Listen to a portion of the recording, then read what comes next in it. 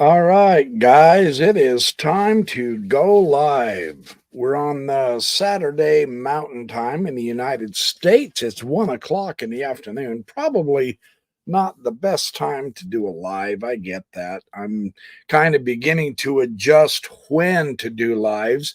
This will be recorded, but I'm going to do my first electronic analysis today with this game of towel because Tal has a way of just, I mean, seriously, his ability to pull a win out of a failed attempt is just electrifying. His mind was so broad and all encompassing. Hey, username, how you doing? I invited Boris Spassky on. Hopefully he'll show up today, but hey, I hope everything's good for you. This Tal game is just so fantastic. I can't hardly wait to try it. Now, this is my first time doing it electronically, and congratulations to Magnus Carlsen. The man did it again. Won the Blitz World Championship. I mean, the guy is an animal. You know, Levy over at Gotham Chess is spitting all over his screen with excitement. He's fun to watch, but he's been touting Magnus, and justifiably so. So Magnus Carlsen, the winner, the champ. Woohoo! Good job, Magnus. Hats off to you, my friend. So, hey, Dr. Eugene Emmer, how you doing? Okay, so uh, let's get on with this. This game by Tal is quite fun. Now, if I goof up the electronics, forgive me. I may sometimes, if I accidentally bump my pad with two fingers, it'll wind it back to the beginning, or it'll wind it back to an analysis, and then it goofs me up. I may have to put in several of the moves. I'm going to try to do this good. So let's take a look. Hopefully this chessboard is big enough. I really do hope so. It better be. I'm going to be very angry. I don't know how to enlarge this layout. Anyway, hopefully it'll work. We shall see. Hopefully I can play it on this. E4. Oh, I can't. Okay, hold on. I'm going to have to go to the analysis board itself. And that's good. Let me know in the comments if you can see this. C6 is how they started. Go ahead and tell me in the comments if one of you would. Are you able to see that? Yeah, I can see it. So that means you must be able to see it. I want you to be able to see this chessboard, because this is going to be a screaming game. If you want, I can see that. Whoops, that makes me look way too small. Maybe I can do me down here in the corner. That's pretty good. That's not bad. Looks fine. You can see it. Okay, thanks. Okay, good. All right. Tal is playing the white. He plays Flesch. This was in Lvov 1981, and they play a Caro Khan. I've got to get my pen ready so that I can mark some stuff off. So I got a D4 and a D5, and he brings out his knight. Typical Caro Khan. D will take. The knight will take.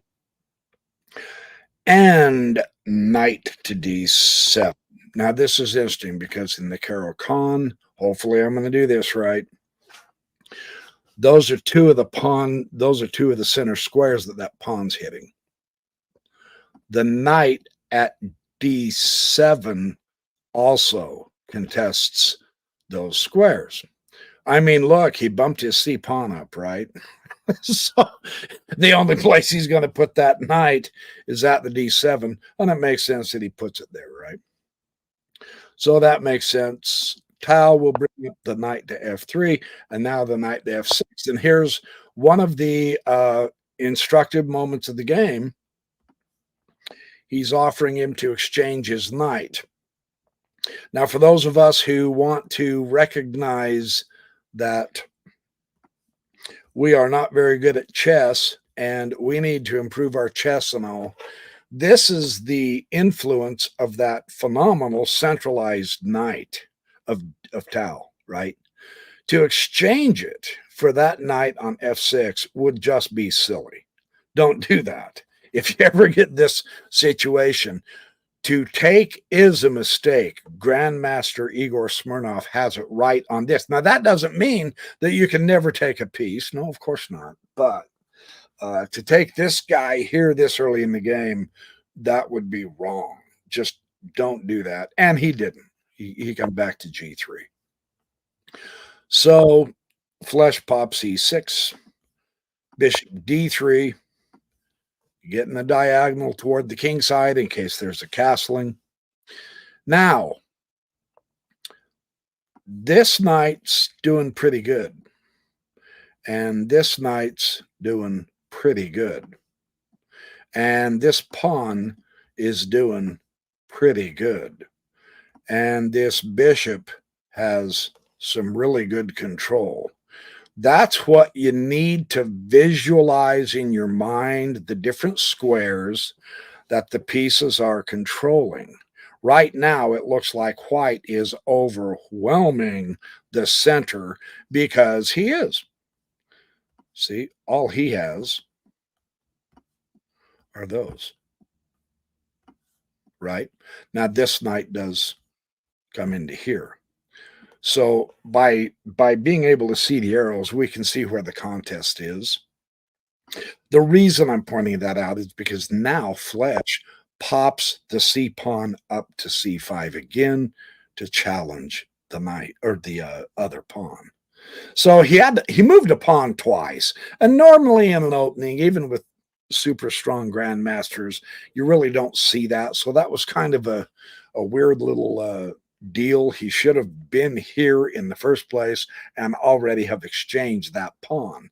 But he does now contest the center because technically speaking, that knight it's not on the best square, but he couldn't get to the best square. Right? So now here comes again. We had an option of seeing Tal move his knight back rather than exchange it with this guy, right? Does Tal take that pawn? Nope. You really don't want to take that pawn because the knight will bump here. Look, let's say he takes the pawn. Let's say he takes the he's hitting the bishop. He's hitting that square. He's hitting that square. And he's hitting that square. That knight is so much stronger there than he is here. So don't you take the pawn, even though just leave the tension. And that's what Tal does. Just leave it. It doesn't matter. But the pawn needs more support than just the knight. Because if the knight, if he does take, and if he does take and the knight takes and the pawn moves up, see, you just lost a move, right? So, and I know this is all basic kindergarten chess, but it does help us visualize the logic behind their moves. And that was one of the things that help us understand Tal's games is getting to the logic of his moves, right? So don't exchange, but do support the pawn, of course. You do want to support the pawn. There's no question about it. Hey, Bingham Aaron. Hello, hello, hello. So he supports the pawn, and now C will take. Taking here is okay, but it only gives you that, right? I mean, it's not a mistake, but taking here again gives you that. So the lesson here, once again, and it re-centralizes the knight, but there's so much more power and influence. And I mean, you're even going up into the third rank of the opposite party, right? That can't be bad. So the influence of the knight is just so much stronger. Yeah, and I know you got stuff like this. We'll see how he handles that if that comes up. But retaking with the knight rather than the pawn is how Cal did it. And this brings up bishop c5. See, that knight is so strong. He says, oh, heck yeah. No way I'm going to leave you with that knight. Does he fret and worry about the knight? No, he did not. He castles.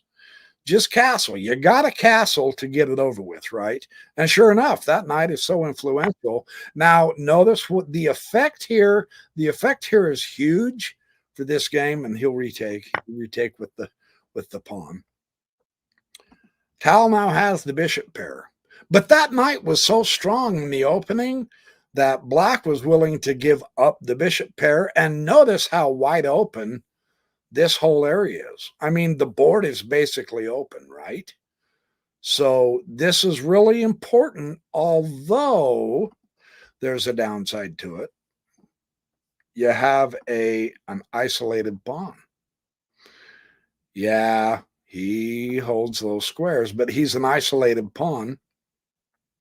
And with an isolated pawn, if you're going to play against an isolated pawn, that is the square that you want to put one of your pieces, ideally the knight.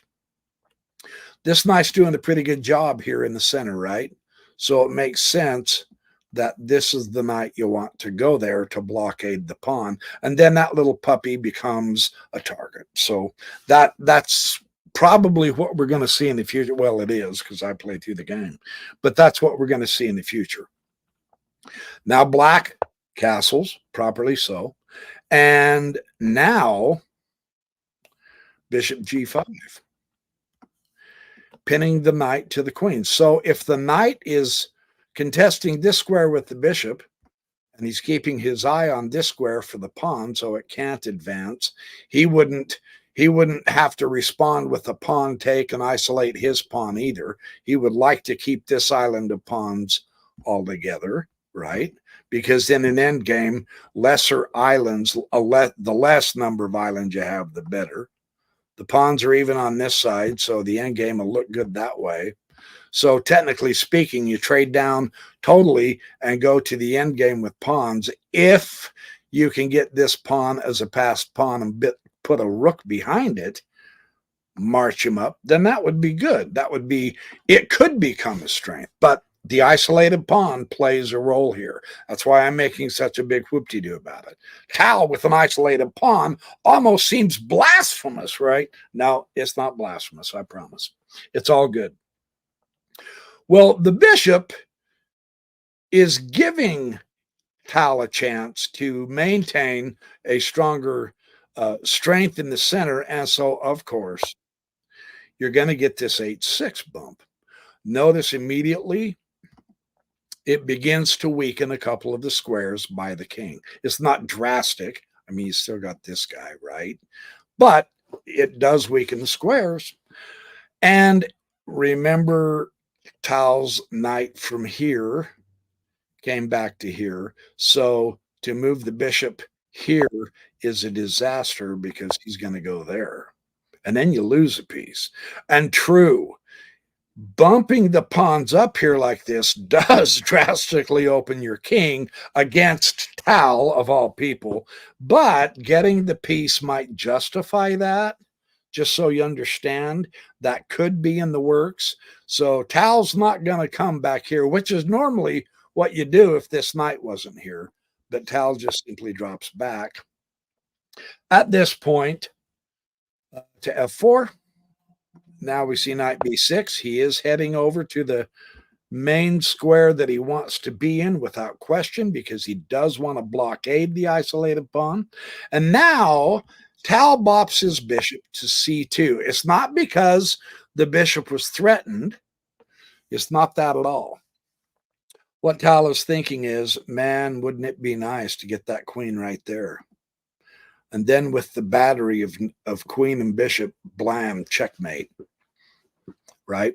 Look at that strong diagonal. Of course, you can't checkmate because the knight's here guarding that square, right? So it's just a future potential that Tal is working his way to getting as a really good threat, right? In the meantime, blockade the pawn. That's good. And actually, this centralizes the knight in a terrific way. Now, remember an isolated pawn.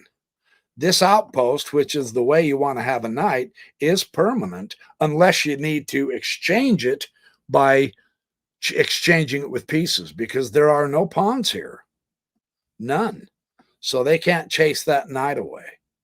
So here comes the effect of blockading with the knight, and he still hits deep in white's territory. So this is good. That's a nice move. That's a good way to play the knight. There's nothing wrong with that. Bishop e5. He's going to go ahead and tickle the knight. Now, at this point, here's the thing. Blockading this supports this against the bishop. Now, the bishop's going to go here to get rid of that f6 defender because he holds the key square that you want to put your queen on eventually, right? At this point, though, you got the queen and you have the knight. So, again, he's building for the future.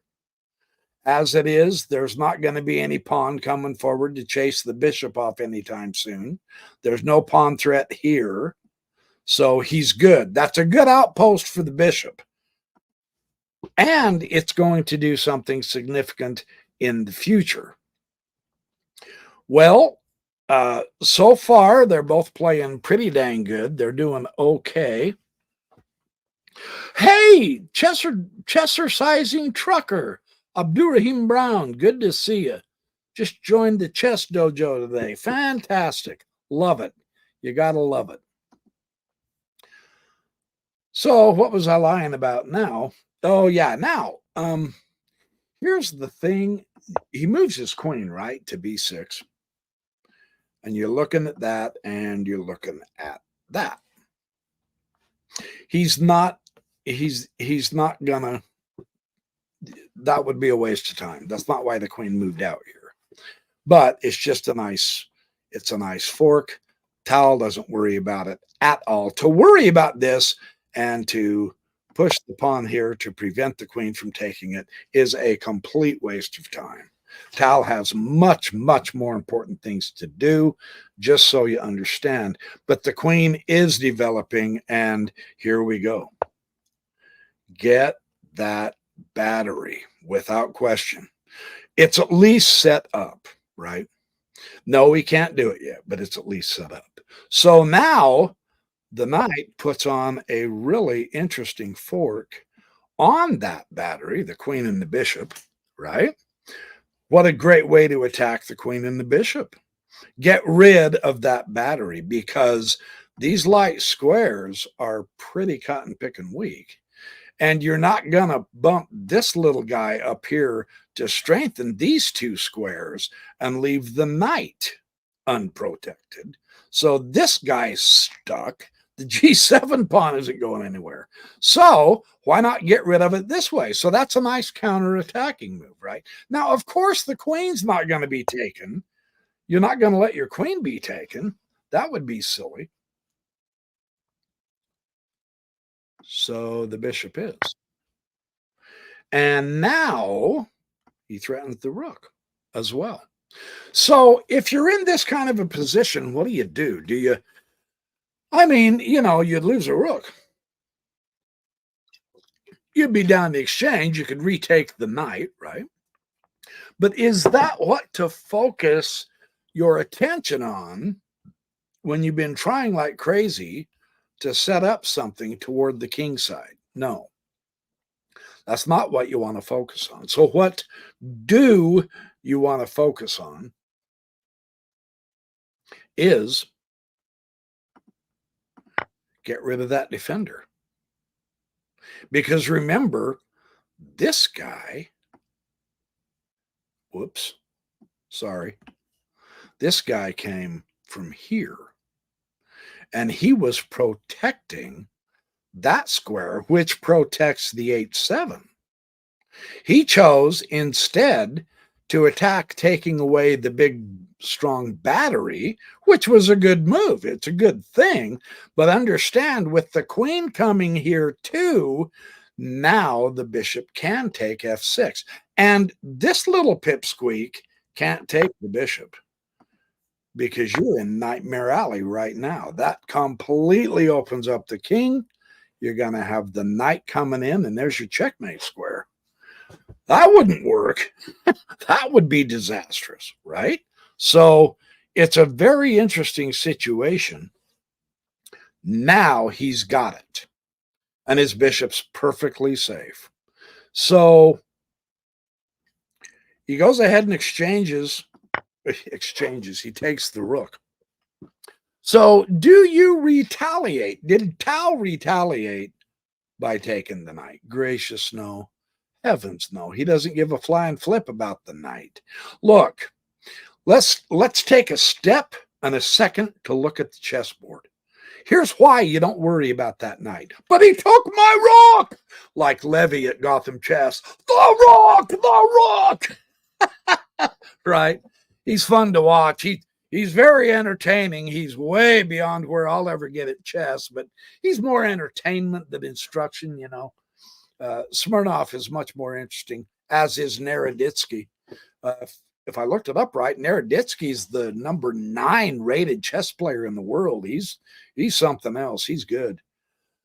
So don't worry about the knight because, look, when you look at black, where are all his pieces? On the queen side. Of course. That's a wipeout for the black king. You've got this entire row of weak white squares, right? You've got 3 pieces who are pointing at the king side, and nobody's around to help. This rook is literally just sitting there babysitting a pawn. That rook's worthless. None of the other pieces are anywhere close. So to change your focus, to come over here and worry about taking the knight is absolutely a waste of time. There's no point to that, and he doesn't. Bring the knight up. Now you're getting good pressure on that G pawn, right? Queen next, right? Here comes the queen. So this is, and the pieces are coordinated really decently between the bishop, the knight, and the queen, right? None of these pieces are coordinated doing anything at all. You're hitting an isolated pawn. You're hitting granite there. Your rooks aren't connected. They can't go forward or any other direction or any other way. And this knight, what's he doing? He can't come out to here. He can't come out to here. It's like he doesn't exist. So there's no coordination. They're in the wrong place at the wrong time. So don't worry about being distracted by your plan. That's the whole idea. And that's why Tao went to knight h5. Now, here's the cool thing. Here's one of the reasons I wanted to do this electronic game with you, because this analysis is so helpful in seeing the whole issue. Oh, thank you. Thank you. It's a link to the interview. Okay, Donaldson, Intermaster. Lakdawala. Oh, he's good. Telling stories about the friend Jeremy Silman. Yeah, I would. Yeah. I will look at that. Thank you. That'll be fun. Appreciate that. Appreciate that a lot. So let's take a look at what the potential problem here is for black. His own pawn is a traitor. It's blocking him from getting over here to defend the king, right? None of these squares are available for any of the pieces for black. I mean, white's got it sealed up. And the king is getting somewhat loose. It really is. I mean, he's got to be very careful. He's got to be getting nervous. So if he pushed this, disaster strike, just sack the bishop. And you go, sack the bishop. Yeah. Look at how it plays out. Check to the king, king over, queen up, check. Right? So this is not good having your own pawn block you. And you can't do anything over here to change that strategy, but you can do something. You can push e5. Now, this is interesting because Tal's response is to take the pawn, which does give a little bit more support to the bishop. The knight is supporting the bishop, so that's a very necessary piece, right? So now that he's pushed the pawn and Tal retook, now this would work. Bishop takes, pawn takes, bishop sack occurs, check, but now the queen can come in and block. Now the queen can defend. Now the bishop can get into this game and attack the other attacker, right? So the little pawn moves are pretty cotton picking important. So this is a good thing for black to have those pawns gone out of the way. So that's the best defensive move, was moving his black pawn to e5 and letting white retake him with the white pawn. It's black's move. Now, what do? Oh, no, I lied. e5. No, then white took him. I've gone through all that analysis. Hold on. Let me get back to my yeah, well, so he does now. He does play the g5. It's just like I showed you. Sorry, I took it back one move too much, because now this bishop sack doesn't work. It fails. So black appears to have succeeded in thwarting the kingside attack of the mighty Tal, right? So if Tal was to respond, so if he said, well, I mean, my attack's up, so maybe I can't take the knight now. No, you can't. Because if you take the knight, the bishop comes to g4. And now one of your main important attacking pieces has to move back and out. Right? So now the attack is completely gone. And now especially, black can get the initiative. So this would be a disaster for Tal as the white pieces, right? So it looks like black has done a superb job in thwarting the attack. That pawn right there is a tough pawn, right? What do you do? What do you do?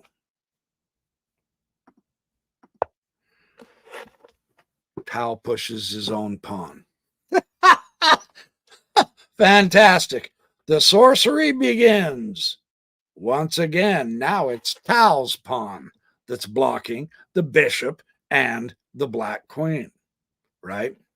Besides that, it's attacking the very important F pawn. But we got to be careful here, because you don't want to unleash this rook, right? You're not going to, as long as the bishop protects, or the knight protects the bishop, however. So now that he's blockaded again, we can go for this sack and get our mate, right? I mean, that's the idea. That's why he pushed the e6. So what does he respond with? Black takes the e6, of course. So black gets in here to defend. Now, true, he does blockade his own bishop somewhat. It doesn't matter to him. He said, that doesn't matter. I can now get here to defend. So that's what I'm looking for. If I temporarily stop one of my other pieces, so what? My main lady is in on this, right? So things are looking good for black at this point. Here's the other thing that's interesting. If Tal realizes, I mean, his bishop's covered, right? So his bishop's not in danger. If Tal now takes this opportunity to take the knight, now the queen can come down here to g4 and attack the knight, right? So once again, the knight would have to move. But here's the catch. The follow-up is now he can get an exchange of queens, and exchanging the queens completely wipes out any kind of attack. You need your queens for the attack. And remember, Tal is down the exchange, right? Tal is down the exchange here. Now, it's real interesting.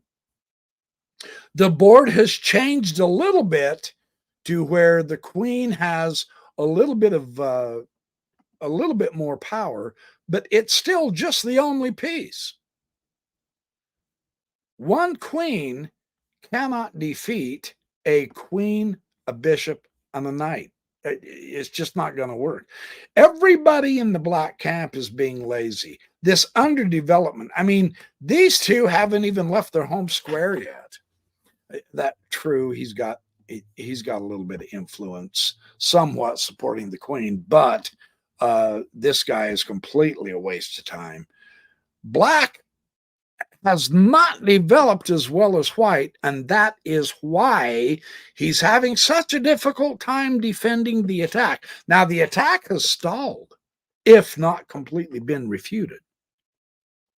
And this is a really important point in the game because Tal appears to say, he sat back and he goes, well, yeah, all right. Good job stopping my attack. I guess I'll make sure I don't get any back rank checkmate. And he makes a move that has nothing to do with the attack. And this is where the sorcery enters the game. This is absolutely electrifying. Here is a higher level thinking in chess that hopefully by playing through many grandmaster games and really excellent games, we can kind of learn yet another chess strategy for our own games. He can no longer catch up on material as such. Okay. He's accepted that. Tal, the white. He's accepted that. It's all good. He can't make any further progress, and it doesn't mean that there's not threats around the king. I mean, the black king is wobbly. Look at this. There are weak squares and weak pawns absolutely all over the place, and that diagonal is still potentially weak if the queen comes up and interacts with the knight or the bishop. So it's not like black is free now just because he's brought the attack to the stall, but he's perhaps thinking, well, I've got to give my king an escape route. Here's the thing. This little pawn move that is so much less than the knight or the bishop or the queen moves. This little pawn move controls that very important square. And that square is the square that the queen could attack the knight. Now, if the knight falls, the bishop's going to fall. The bishop's going to have to retreat, right? So to get that knight is to really absolutely eliminate this attack potential for the future totally. So this is a really important moment with Tal pushing this pawn because he restricts black's capability. And when you can limit your opponent, it has equal validity than just like you continually having more and more power and space and freedom to maneuver and get your army together.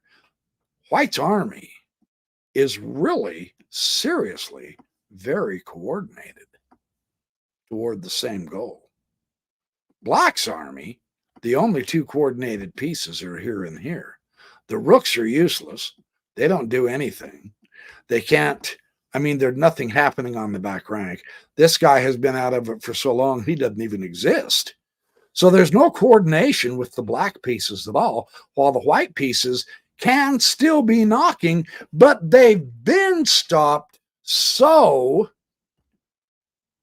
will limiting your opponent help you out? It does. It does. Let's see. This is one of the most significant moves in the whole game. That's why I'm taking care to emphasize the whole situation. As we learn how to read the board, we see the magnificence of that pawn push. So here we go. Queen F5. Okay, so you can't get to it here. So get to it here. Get to that square. See, there's more than one way to skin a cat, right? So black is not giving up on setting up a firm defense for his really loose king right now. He's just taking it small baby steps at a time. I mean, Tao made a baby step move here. I can make a baby step move here. Right? Okay, so how do you respond when he begins making baby steps like that, though? Because this could be seriously significant. Now take the knight. The attack failed. There's nothing you can do.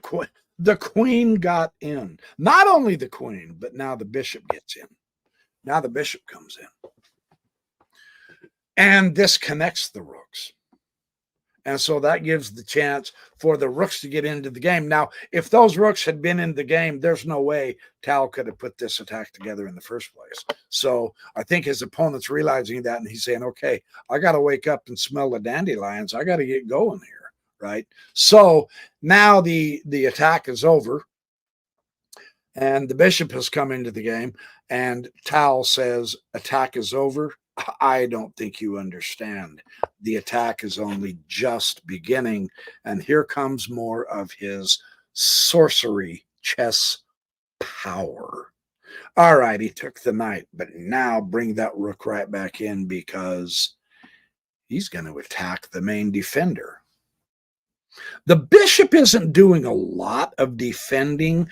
The area they're going to play in is over here, and the bishop can't get there because this bishop, who is supported by this knight, has done an absolutely superb job on f6, keeping this pawn from being able to move. This is called the Alekan block.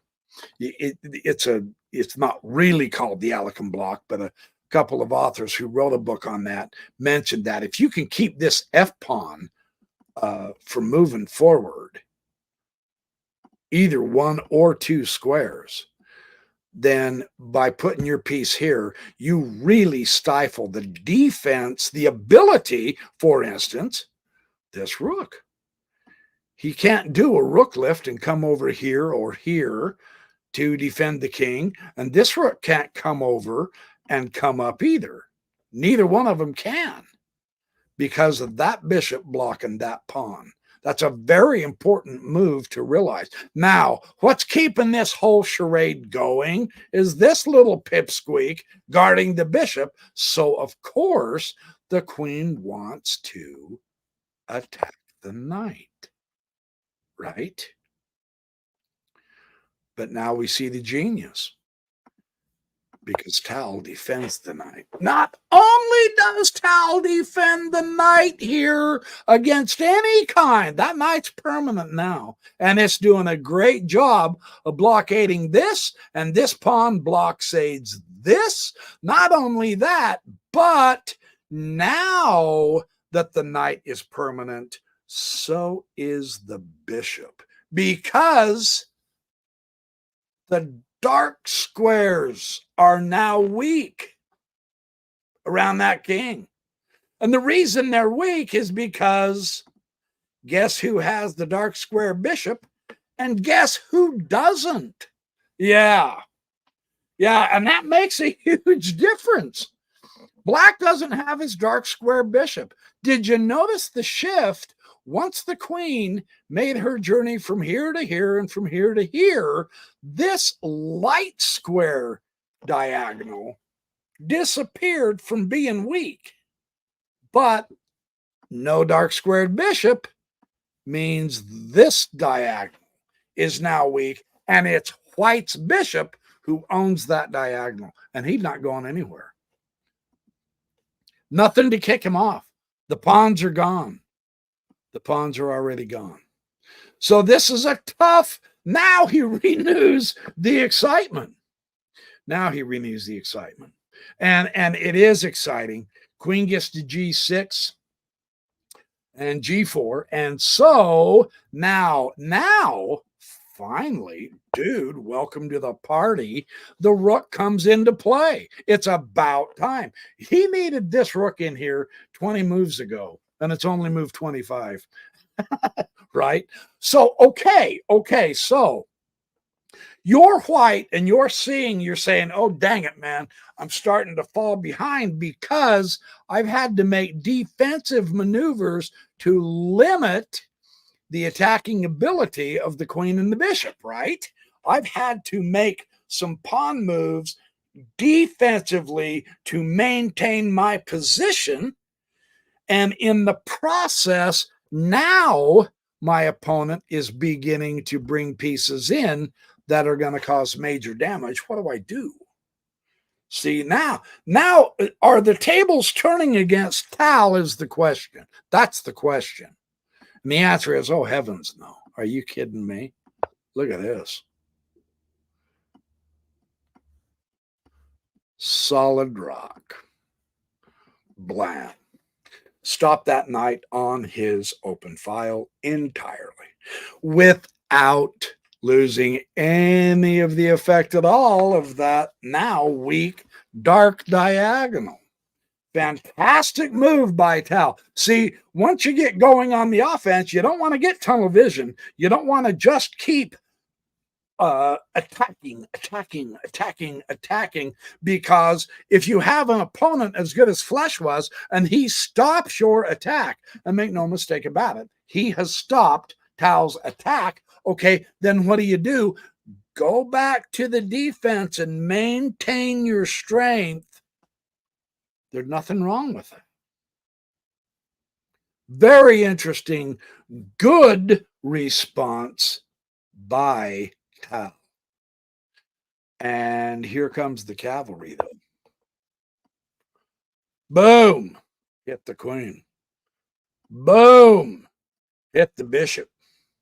I mean, this is serious stuff now, because now we have all four pieces. 1, 2, 3, 4, and white has all four pieces. But it seems that the queen has remained back here in the back, and the bishop has had to make a retreat, and now the knight's all by himself up here. He's got now two main defenders here, and the pawn is unleashed. There's no more blockader here anymore. This pawn might be able to move forward, undermining the basis for the knight remaining.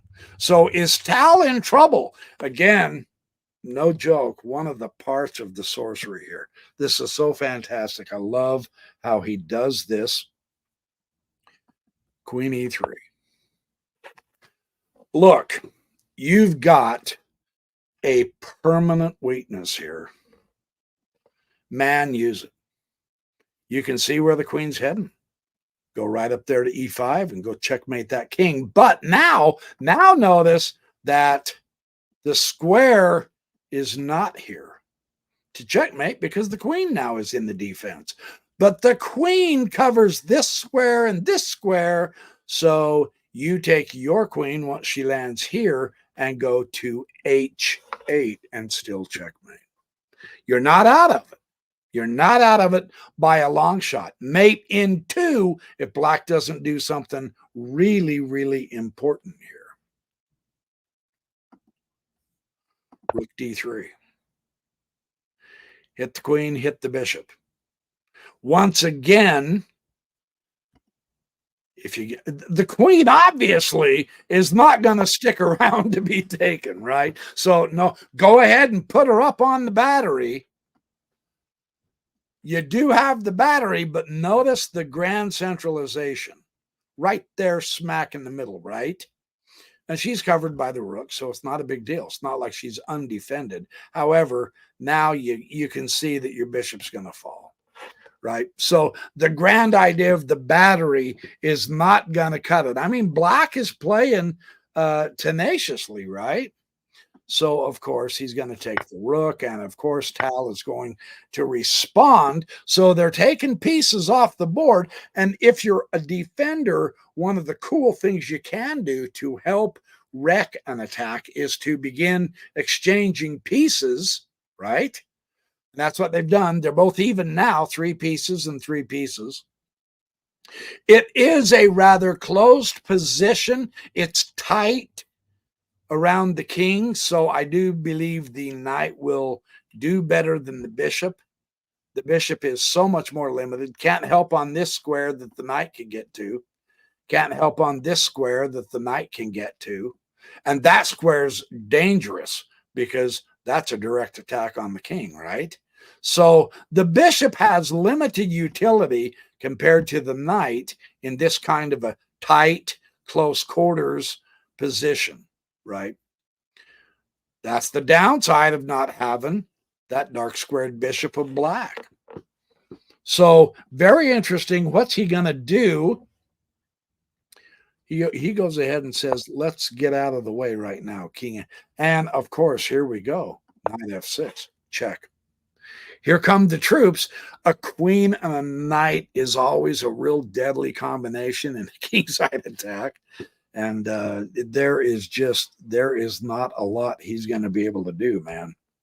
The only place he can go is here. Yeah, you see it. Tal uncorks a beauty. Knight d5 discovered check.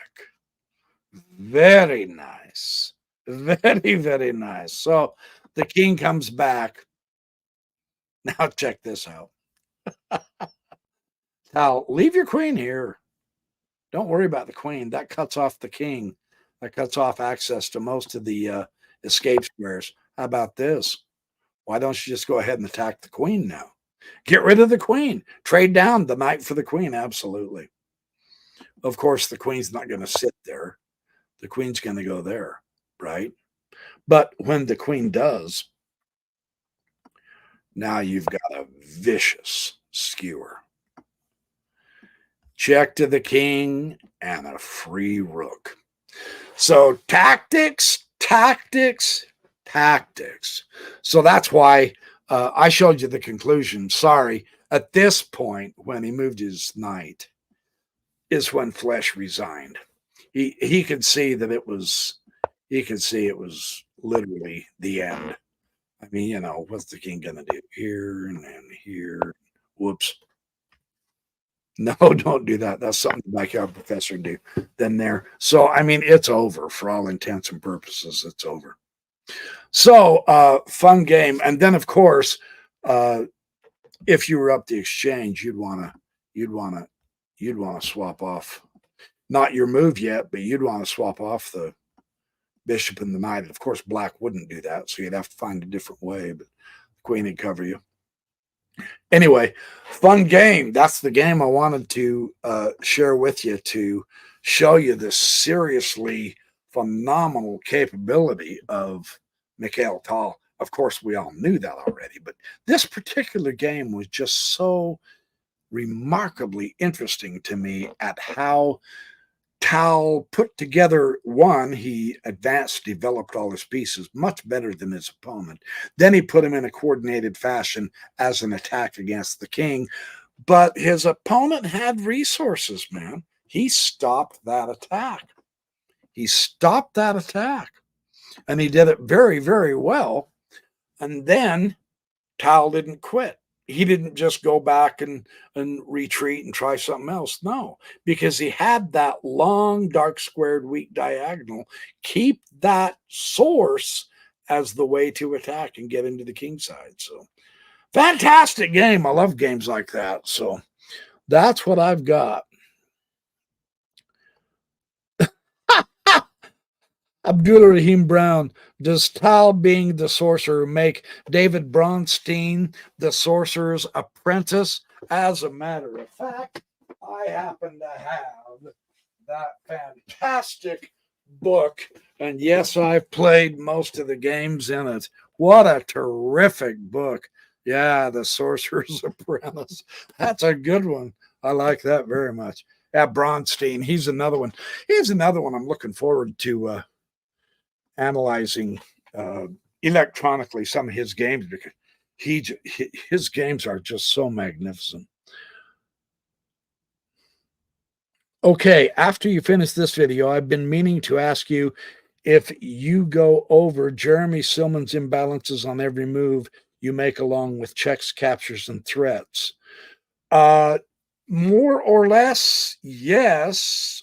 Probably more silently, mentally than out loud, but I could begin to do that. Yeah, if you want. I'm going to do more electronic game. Now, I haven't given up on my old green and white back there.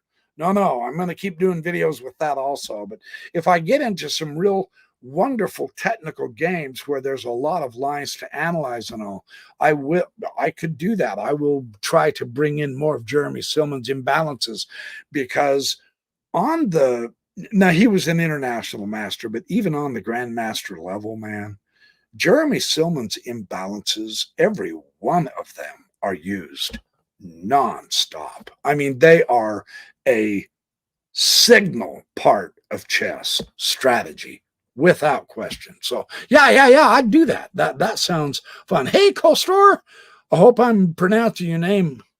No, I'm not. Sorry, I'm not wearing my glasses today. Castor, thank you. Yeah, be patient with me. Hey, Twin Turbo Henry. Yeah, it was a fun game, wasn't it? As only Tal can deliver. Yeah, I do have the book on Jeremy Silman. Absolutely. And I have done a video on some of his games, and I've got a whole playlist on his imbalances, but maybe it's time I update his playlist. What do you guys think if I was to update Silman's playlist of the various types of imbalances and do it electronically like I do here? Whoops. Like I do here. If I could show it electronically, it might be very much more helpful rather than just show it on a board, but we'll see. Yeah, the Magician of Riga, the Sorcerer and Magician of Riga. He was fantastic, John Doe. Absolutely. If you do it in your own games. Oh, yeah. I absolutely do. I try to always check Jeremy Silman's imbalances, fundamentally so. Yeah.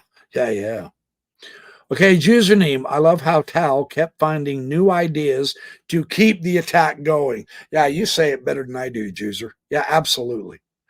Starting with the quest H3 to prevent Queen G4. Yeah, and that's what I was saying too. Rather than just saying, well, all right, the attack didn't materialize. I better pull everything back, regroup, and try something else. Maybe push that isolated pawn through the center, whatever. No, he kept finding new ways. Oh, I forgot to show you one of the variations that Tal suggested.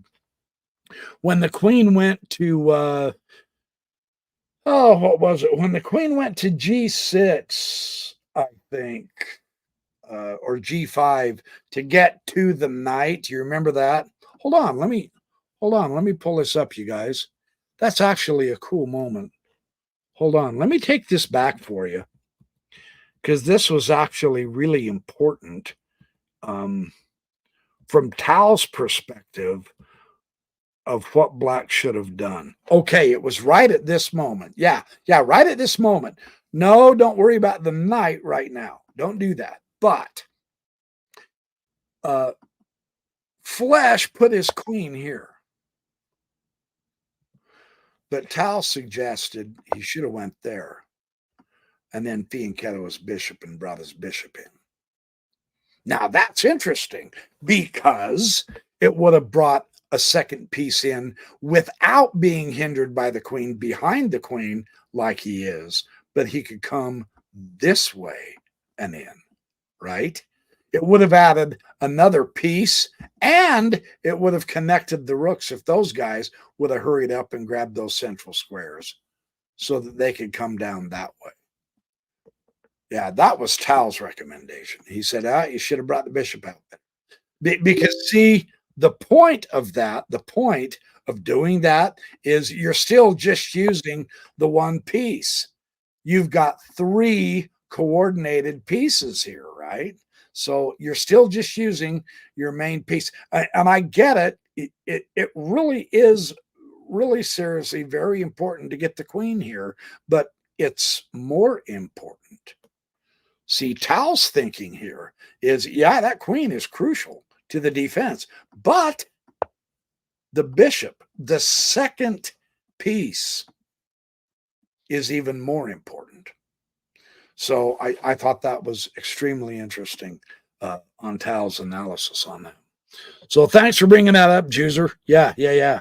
I always love it when you're here or when you comment on in my comments, because you have so many cool, insightful. I mean, you've helped me so much through the years. And by the way, we are trying to pick back up. I may as well.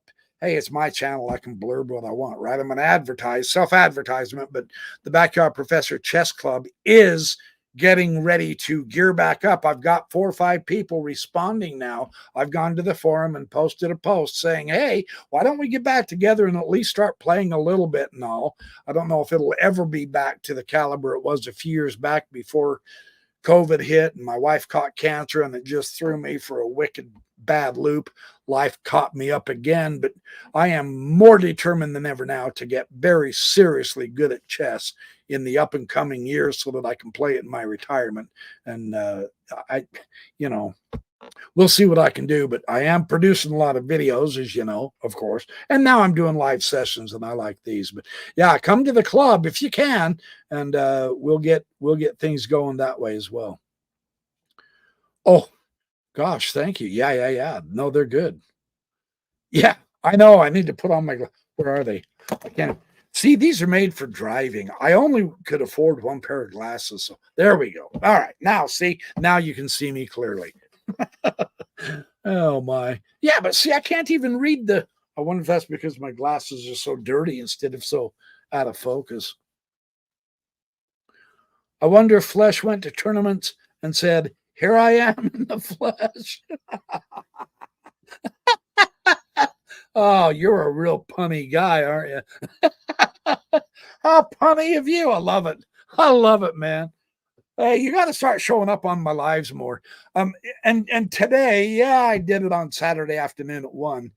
Um, I'm not sure if Saturday is the best days. Of course, and this is just pre-holiday, right? So I mean, people could, it's not a shopping day. It could be a returning merchandise from Christmas Day and getting ready for the New Year's. I don't know, but I tried to give you a few more hours advanced notice this morning. I'm going to try like crazy to get something up the night before, the day before, so that you can have a full day. I apologize if that's been inconvenient. So, dude, Brown, you are funny. I'm stealing it. I'm a wild and punny guy. Yeah. Apologies to Steve Martin. Dude, you're hitting it out of the park. You're rocking and rolling. You are a punny man. I like it. You'll love my shorts, my dumb dad jokes. Some of them. I don't know. Now there's people who are saying, dude, get off YouTube. Shut up. I mean, isn't that the point of a dumb dad joke, right? So besides, I'm getting thousands and thousands and thousands of views and hundreds of likes. So, I mean, there's nothing wrong with injecting a little humor into the world. We've all got to laugh a little bit more while we're improving our minds with this magnificent chess stuff. So I love it. Anyway.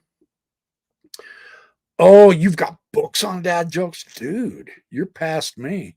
We're going to have to get together and you're going to have to share some with me when I run out of ideas. So, yeah, I think I've got a book on dad jokes. Not a recent one, though. I noticed in the bookstore, I've got a secret weapon that I'm working on in chess. I'm not even going to tell you about it, but I got a new book on it, and I'll play it later. But yeah, I noticed that there's it's a series of dad jokes books, 4 or 5 of them, and they've got 200 pages, 6 or 7 dad jokes printed per page. So, I mean, it's become a thing, right? So I figure, well, I'm a dad, do dumb dad jokes, and then people say, you know what, you're a mother.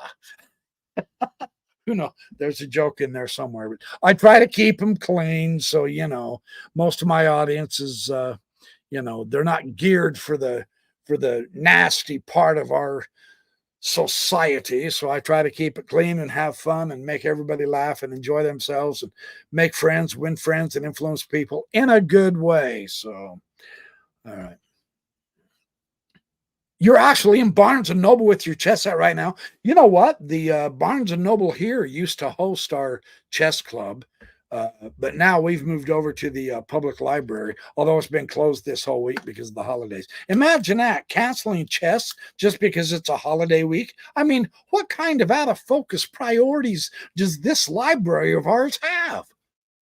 So anyway, yeah. I'm going to start recording more of my games too, and I'm going to start sharing more of my games. We'll see about me doing some live chess games with you guys too. There you go. You a badass mother trucker. Oh, man. You don't quit, do you? Oh, awesome. Well, you are a trucker extraordinaire as far as I'm concerned. So, all right, you guys. Well, I have given you the chess game. I am going to head out here. I'm going to do some recordings now. One of the things that I have not enjoyed with my chess set back there is when I do an Alekin game, or even especially a Bobby Fischer game or a Gary Kasparov, and they show the exquisite variations which help explain their thinking.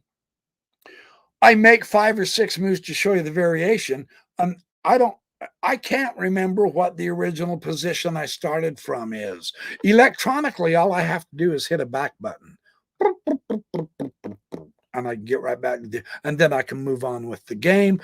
And so I see the appeal to electronics. I do. There's no question about it. So I can do a greater depth of analysis in the games, and they need to be done. I mean, Magnus Carlsen, have you seen that guy's games? They are incredible. I want to do a lot more. So I'm going to be making a lot more recordings of current contemporary chess games, as well as some of the older classic ones. I've got a whole bookshelf of stuff from Artur Yusupov and Bobby Fischer and Gary Kasparov, my great predecessors. I mean, those books are absolutely a gold mine that I want to explore with you online.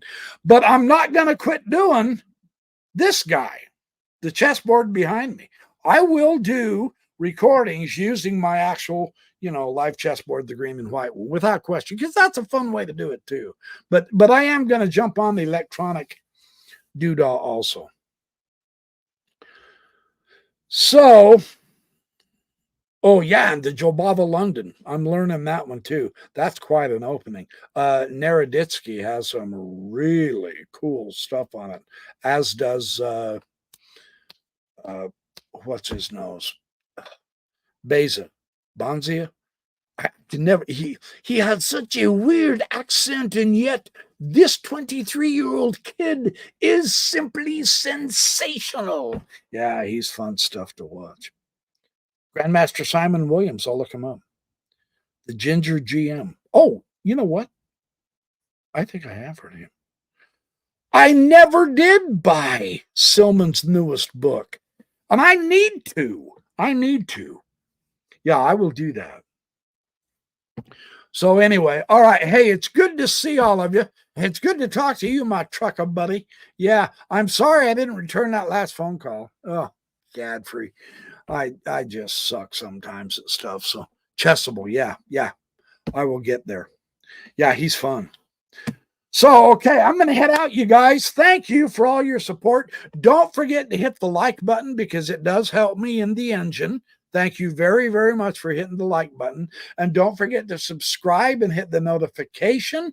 What that does is when I pre-schedule a live session, or I might pre-schedule some videos, then that will let you know that it's up and on. And so we can have a good time all together. And I will see you guys next time, next Saturday. I'm going to be on for sure. And oh, well, thank you, Porfirio Fernandez. I hope I don't mispronounce your name. Please forgive me if I do. But yeah, I love doing the live stream too. It's fun to get together in the chat anyway, isn't it? So, okay, you guys, I will see you soon. Keep your eyes peeled for more shorts and more videos. Appreciate all of you. have a happy holiday and a happy new year too. Don't stay up too late, but if you do, do something fun and exciting and then go to bed and sleep well. I'm sleeping in on New Year's. And the thing is, I'm not staying up late. Forget that noise. I'm in bed by 10 o'clock and I get to sleep in till 8, but that refreshes me. I will have New Year's chess games for you without question. Yeah, I'm going to try to do a lot of them. So, all right, you guys, I'm out of here.